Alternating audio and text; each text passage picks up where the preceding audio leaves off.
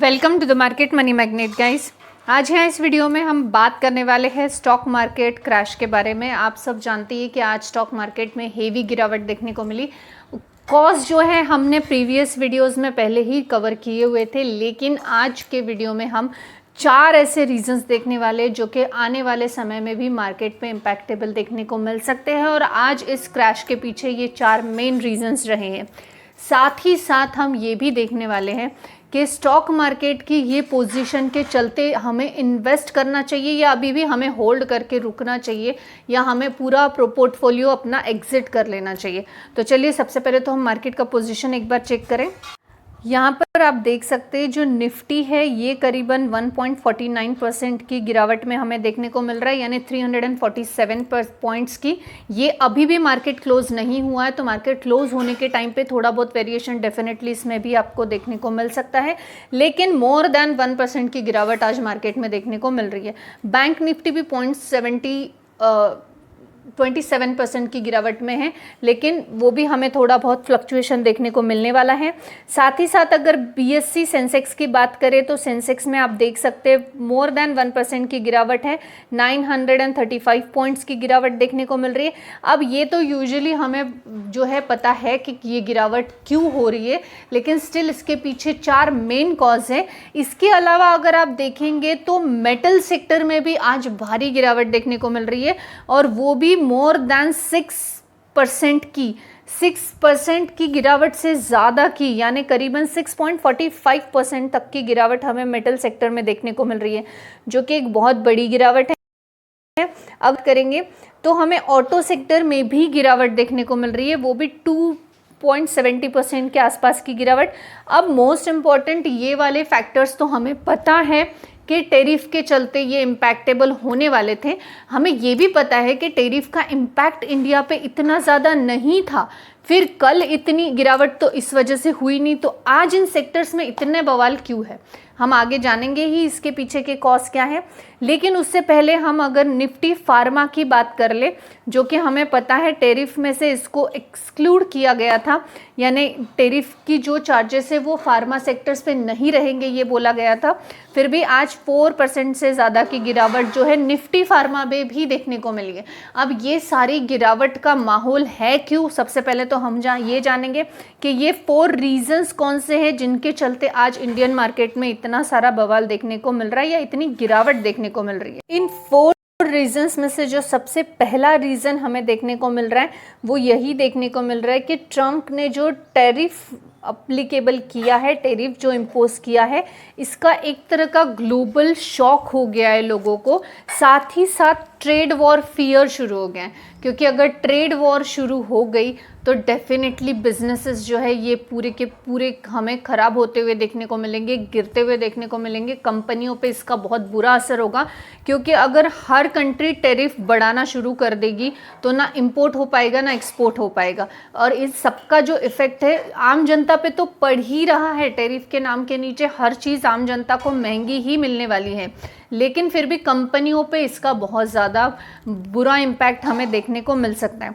तो जो Donald Trump हैं, इन्होंने एक ग्लोबल ट्रेड का टेंशन क्रिएट कर दिया है, अनाउंस करके कि ब्लैंकेट 10% जो है base line tariff on all import into US.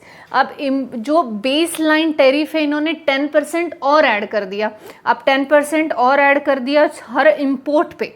अब हर इम्पोर्ट पे अगर 10% बेस लाइन टेरिफ अगर ये हम देंगे तो ऑब्वियस है जो ऑलरेडी 26% का टेरिफ है वो अलग होगा और बेस लाइन इम्पोर्ट पे अलग देना पड़ेगा। तो ये इस वजह से एक निगेटिव माहौल डेफिनेटली हमें देखने को मिला, और कुछ सेक्टर इफेक्टेड देखने को मिले, जैसे metal sector, definitely auto sector भी है। इसके अलावा अगर हम देखेंगे तो ऑयल के प्राइसेस में भी आज हमें गिरावट देखने को मिल रही है, और हर चीज़ पे ये चीज़ जो है इम्पैक्टेबल देखने को मिलेगी। बाकी साउथ कोरिया, जापान, इन लोगों के टैरिफ ऑलरेडी हम स्टडी कर चुके हैं। इसके अलावा जो मार्केट का एक अनसर्टेनिटी हो चुकी है ये ट्रेड वॉर के चलते, ये ट्रेड वॉर शुरू होने की वजह से, इस वजह से बहुत सारे लोग जो है अपना पोर्टफोलियो खाली करना या मार्केट से दूर रहना फ़िलहाल प्रेफर कर रहे हैं, और इस वजह से जो कन्फ्यूजन है वो मार्केट में क्रिएट हो चुका है टेंशन के साथ, और इस वजह से बहुत सारे लोगों ने एग्जिट कर लिया होगा और मार्केट निगेटिव में देखने को मिला। अब ये तो रहा पहला रीज़न। इसके अलावा दूसरा और मोस्ट इम्पॉर्टेंट रीज़न है कि जो ग्लोबल सेल ऑफ है वो एस्केलेट हो रहा है रिसेशन फियर से, यानी जो रिसेशन की टेंशन है ये बढ़ती जा रही है। अब रिसेशन की टेंशन बढ़ने का रीज़न हम जानते हैं कि ऑलरेडी जो एक फॉल है सिंस 2020 से, उससे अभी कहीं रिकवर किया ही नहीं था मार्केट ने, कि S&P 500 जो है 2.4 ट्रिलियन का मार्केट वैल्यूएशन एक रात में ही पूरा लॉस्ट हो चुका है। और जो इस वजह से ग्लोबल के जो मेजर ग्लोबल इंडाइसिस है वो डीप रेड में देखने को मिल रहे हैं। अगर हम जापान की निकी की बात करें तो प्लग्ड हुआ है 3.4% से, और ये इससे भी वर्स्ट वीक, कोविड से भी वर्स्ट वाला ये जो ड्रैग था ये हमें एक दिन में देखने को मिला है। 2020 के क्रैश के बाद अगर हम बोलेंगे सबसे बड़ा क्रैश या ड्रैग डाउन आया है तो ये अभी ये जो यूएस की तरफ से जो टेरिफ, रेसिप्रोकल टेरिफ जो लगाया गया है उसकी वजह से हमें देखने को मिल रहा है। और ऐसा नहीं है कि उनके अपने कंट्री पे इसका असर नहीं है, उनकी अपनी कंट्री के बड़े बड़े ब्रांड उद्ध्वस्त हो चुके हैं, 12% की गिरावट में देखने को मिल रहे हैं। अब ये दो कॉज रहे हैं, एक तो इसकी वजह से रिसेशन आएगा, बहुत सारे लोगों के जॉब छूट जाएंगे, बहुत सारे लोगों का जो है फ्लाइट से, एयरलाइन से आना जाना था वो सब चीज़ें नहीं होंगी, बहुत सारे लोग टूरिस्ट नहीं होंगे, तो इस वजह से बहुत सारे जॉब लॉस होंगे और रिसेशन होने का फियर जो है एक वो भी ग्लोबल मार्केट में देखने को मिल रहा है।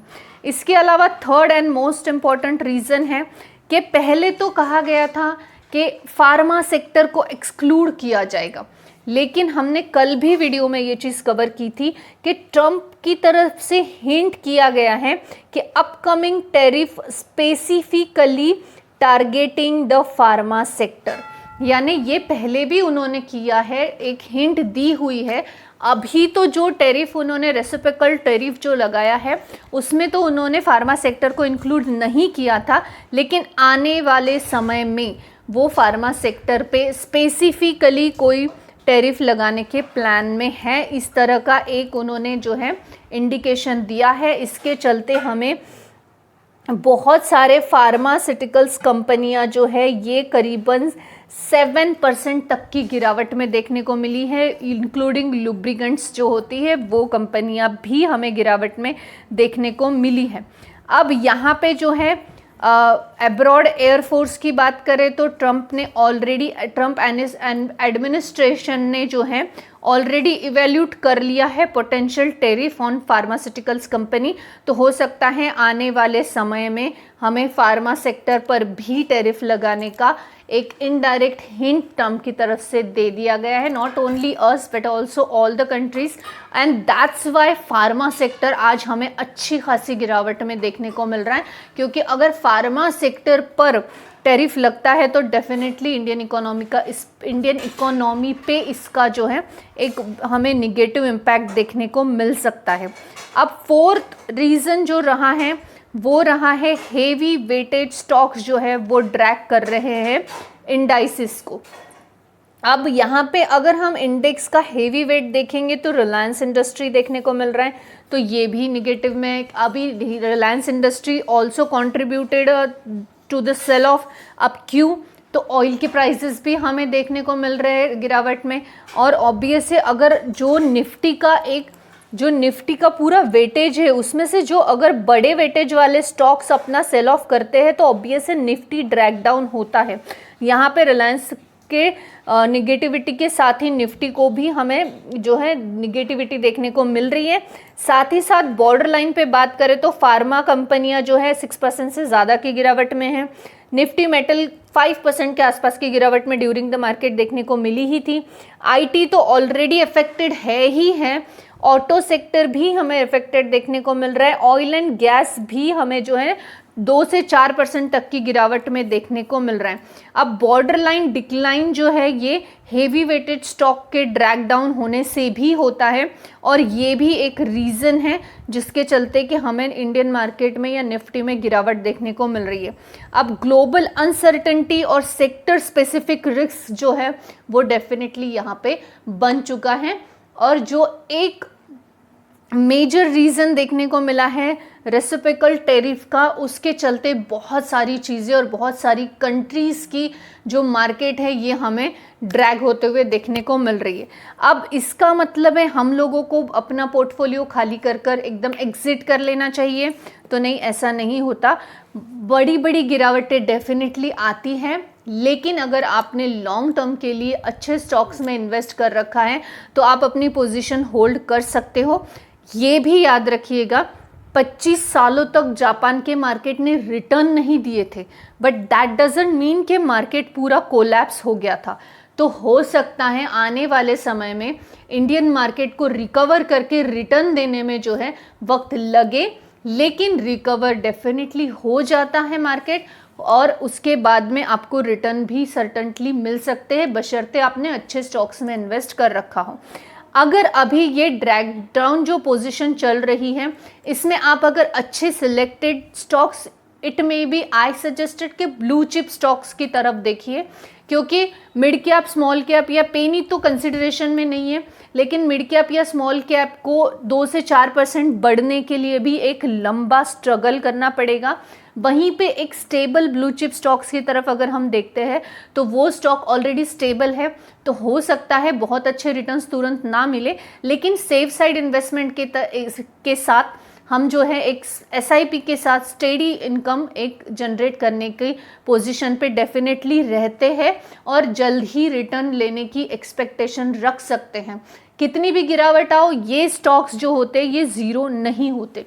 इंडेक्स में भी आप लगा सकते हो, क्योंकि इंडेक्स भी कितना भी डाउन हो लेकिन इंडेक्स रिकवर करेगा मार्केट के साथ ही। थर्ड लार्जेस्ट इकोनॉमी जो है इंडिया बनने की कगार पर है। 2028 तक आने वाले 3 सालों में इंडिया थर्ड लार्जेस्ट इकोनॉमी बन सकती है, यानी आने वाले 3 सालों में इंडियन मार्केट को भी ग्रिप पकड़नी होगी और वापस से जो है अपना पोटेंशियल प्रूव करना होगा। तो ऐसे समय में हम लॉन्ग टर्म के लिए इन्वेस्ट करने के बारे में डेफिनेटली अभी भी सोच सकते हैं। शॉर्ट टर्म के पर्पस से अगर प्रॉफिट बनाने के हिसाब से आप mid cap small cap type में जाओगे तो डेफिनेटली यहाँ पे आपका जो फंड है ये ज़ीरो होने के चांसेस भी होते हैं। अब यहाँ पे तो हमने ये डिस्कस कर लिया कि मार्केट किस तरह परफॉर्म करेगा। अब ये जो निगेटिविटी है ये मार्केट में सस्टेनेबल कब तक रहेगी? तो ये निगेटिविटी मार्केट में सस्टेनेबल कुछ दिन डेफिनेटली रहेगी। जैसे मैंने आपको कल भी कहा था, इंडियन मार्केट पे बहुत इफेक्ट नहीं हुआ, लेकिन आज जब फार्मा सेक्टर को भी इंक्लूड करने की हिंट दे दी गई है और 10% का बेस लाइन जो इंपोर्ट पर टैरिफ लगा दिया गया है, इसके चलते इंडियन मार्केट पे डेफिनेटली निगेटिव इम्पैक्ट आज देखने को मिला है। I hope this information is informative for you. Thanks for watching.